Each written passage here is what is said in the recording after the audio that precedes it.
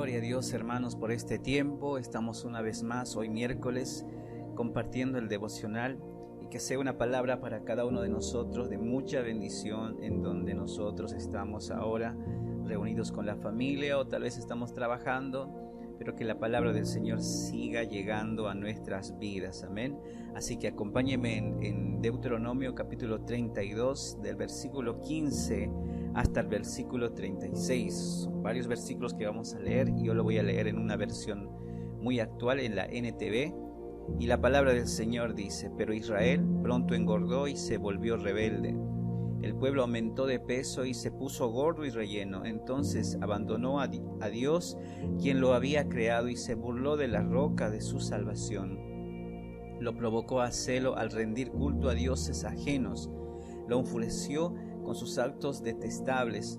Ofreció sacrificios a demonios, los cuales no son de Dios, a dioses que no conocían, a dioses nuevos y recientes, a dioses de sus antepasados jamás temieron. Descuidaste la roca que te engendró, te olvidaste del Dios que te dio vida. El Señor vio todo eso y se alejó de ti, provocando al enojo de sus propios hijos e hijas. Dijo: los abandonaré y ya veremos cómo terminan, pues son una generación torcida. Qué duro es el Señor. Son hijos sin integridad. Ellos despertaron mi celo al rendir cultos a cosas que no son de Dios. Provocaron mi enojo con sus ídolos inútiles. Ahora yo despertaré su celo con gente que ni siquiera es pueblo. Provocaré su enojo por medio de gentiles insensatos. Pues mi enojo arde el fuego y quema hasta las profundidades de la tumba. Devora la tierra y todos sus cultivos y enciende hasta los cimientos de las montañas. Amontonaré calamidades sobre ellos y los derribaré en sus flechas. Los debilitaré con hambre, alta fiebre y enfermedades mortales. Les enviaré los colmillos de las bestias salvajes y serpientes venenosas que se arrastran por el polvo. Por fuera la espada los matará y por dentro el terror los carcomerá, tanto a los muchachos como a las jovencitas, tanto a los niños como a los ancianos. Los habría aniquilado por completo, habría borrado hasta el recuerdo de ellos. Pero temí la burla de los enemigos de Israel, quienes podían entender mal y decir: nuestro poder ha triunfado. El Señor no tuvo nada que ver en eso. Pero Israel es una nación insensata, su gente es necia sin entendimiento. Ay, si fueran sabios y entendieran estas cosas. Ay, si supieran lo que les espera. ¿Cómo podría una persona perseguir a 1000 de ellos y 2 personas hacer huir a 10,000, a menos que la roca de ellos se hubiera vendido, a menos que el Señor se los hubiera entregado? Pero la roca de nuestros enemigos no es como nuestra roca. Hasta ellos se dan cuenta de eso. La vid crece de la vid de Sodoma y de los viñedos de Gomorra. Sus uvas son veneno y sus racimos son amargos. Su vino es veneno de serpiente, veneno mortal de cobras. El Señor dice: ¿acaso no estoy sellando todas esas cosas y almacenándolas en mi cofre? Yo tomaré venganza, yo les pagaré lo que se merecen a su debido tiempo. Sus pies resbalarán. Les llegará el día de la calamidad y su destino los alcanzará. Sin duda el Señor hará justicia a su pueblo y cambiará de parecer acerca de sus siervos cuando vea que ya no tienen fuerzas. Iglesia, esta es la palabra del Señor, bastante fuerte para cada uno de nosotros, pero es necesario que el Señor nos hable de una forma o de otra para poder entender las cosas que están viniendo a nuestra vida. Amén. Y el título del día de hoy es: ¿te has olvidado de Dios? Amén. Y si hablamos y si vemos del contexto de lo que está hablando Moisés está advirtiéndoles al pueblo, ¿no? Les está diciendo que todo esto puede pasar si nosotros, como iglesia, como pueblo de Dios, nos olvidamos de lo que el Señor está viniendo haciendo en nuestras vidas.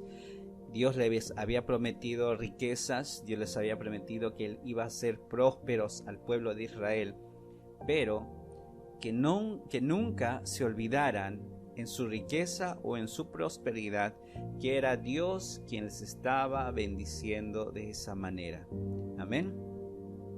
Yo creo con todo mi corazón, amada iglesia, que si nosotros recordamos siempre de dónde Dios nos sacó, entonces nuestras vidas, nuestras mentes siempre caminarían y buscarían la voluntad de Dios. Hermanos, Dios siempre nos va a bendecir con un buen trabajo, con una buena familia, con un buen esposo, una buena esposa, con buenos hijos.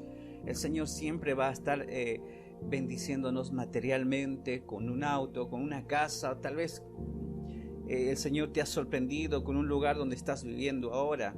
Amén. El Señor nos bendice así, pero que nada de eso pueda hacer que tú abandones a Dios.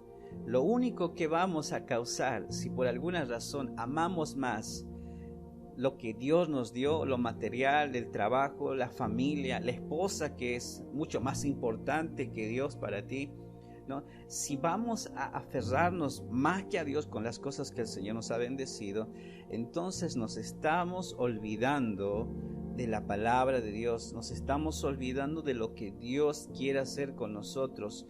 Lo único que vamos a causar es la ira y la molestia del Señor. Hermanos, Él es el que nos creó, somos su pueblo, somos su tesoro especial.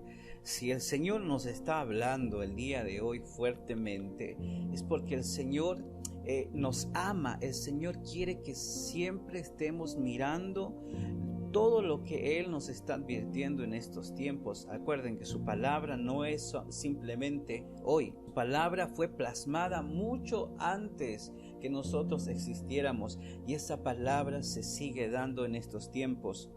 Hermanos, vivimos en un tiempo de gracia, en un tiempo donde es fácil buscar a Dios, donde el Señor nos está esperando, ansioso de que nosotros volquemos nuestro corazón o volvamos a enfocarnos en Él, ¿no? Podemos hacerlo, aunque hemos fallado, pero lo podemos volver a buscar al Señor, y ese es el tiempo de gracia. Pero ¿qué pasaría si por nuestras faltas, por buscar a otros ídolos, por aferrarnos a personas tal vez que nos han alejado de Dios, por aferrarnos a amigos, por aferrarnos a algo material, a cosas que lo único que han provocado es que vos te alejes de Dios, y estemos en un tiempo tan difícil, tiempo complicado, tiempo donde solamente vamos a tener que decir: Señor, no tenemos nada, quizá lo hemos tenido todo, pero ahora no tenemos nada, ahora solo nos queda buscarte a ti, porque tú eres el único que nos puede ayudar de este momento. Pero ¿qué pasaría si ese momento llegaría a tu vida y en vez de buscar a Dios no encontrarías nada? Porque en estos versículos está hablando Moisés que va a haber tiempos donde el pueblo se va a alejar tanto de Dios, donde el pueblo se va a olvidar de Dios porque han decidido rendirle una adoración a otros dioses paganos que ni siquiera sus antepasados conocían, que por causa de eso el Señor se va a esconder y va a esconder su rostro. ¿Qué pasaría en el peor momento de nuestra vida, donde solo nos quedara buscar a Dios, pero Dios no respondería a nuestra oración? Hermanos, ¿cómo estaríamos en ese momento, en ese tiempo? Tal vez solo nos quedaba buscar, pero Dios mismo es quien no nos quiere ayudar. ¿Por qué? No porque Él no quiera ayudarnos, sino porque nosotros hemos estado tan ocupados, tan desenfocados en buscar su palabra, llenándonos con cosas que tal vez iban a ser tan temporales en nuestra vida, y por causa de eso, bueno, el Señor no está ahí. Pero la buena noticia es que Dios siempre va a responder en estos tiempos nuestras oraciones, iglesia. Siempre en las peores o en las malas situaciones, el Señor va a permanecer oculto, va a permanecer en lo secreto, y va a estar obrando en público, y va a estar sanando corazones y haciendo milagros en este tiempo, porque yo lo he estado viendo, que ese Dios que provee el alimento en casa, ha estado proveyendo en cada casa, en cada familia de la iglesia. Amén. Sigamos creyendo en su palabra, sigamos aferrándonos a su palabra, hermanos, jóvenes, adolescentes. Tal vez hay hermanos nuevos en este grupo y los animamos a que un nuevo tiempo pueda cambiar sus vidas. Que tal vez por todas las cosas que han pasado, pero ahora si ustedes rinden, vuelcan su corazón hacia Dios, ese mismo Dios va a estar transformándolos, y no solamente eso, sino va a estar bendiciéndolos en este tiempo. Amén. Sigamos aferrándonos, no nos olvidemos de las cosas que Dios ha estado haciendo en nuestras vidas. Hermanos, la pandemia nos ha hecho ver que solamente nos tenemos que aferrar a Dios. Y saben, yo estaba pensando y meditando en estos versículos, y yo siempre recuerdo de dónde el Señor me sacó para que yo estuviera ahora compartiendo este tiempo, este devocional. Hermanos, nunca digamos ahora estoy en un lugar importante, ahora si estoy acá es por mi capacidad. No, nada de eso.